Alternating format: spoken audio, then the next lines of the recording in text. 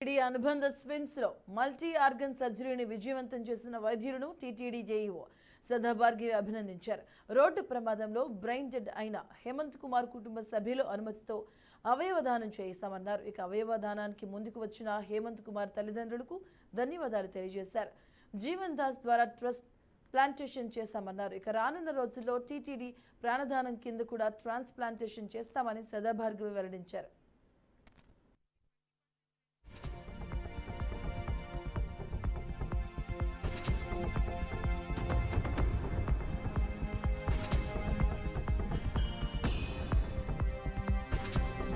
Donation తీసుకోవడమే కాకుండా organ transplantation కూడా అదే సమయంలో చేయడం అంటే చాలా గొప్ప విషయం.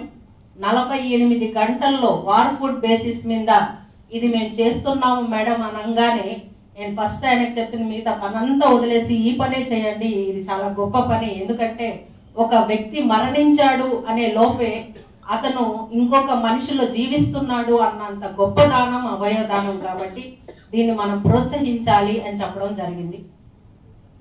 ఈరోజు ఇటువంటి దానాన్ని ఇక్కడ స్విమ్స్ లో పురుడు పోసుకోవడానికి కారణమైన ఆ చిన్నారి, ఆ అబ్బాయి 24 ఏళ్ల కుర్రాడు హేమంత్ కుమార్, తను బీటెక్ చదువుతూ అనుకోకుండా జరిగిన ఒక రోడ్ యాక్సిడెంట్ లో దురదృష్టవశాత్తు అతనికి బ్రెయిన్ డెడ్ సంభవించింది.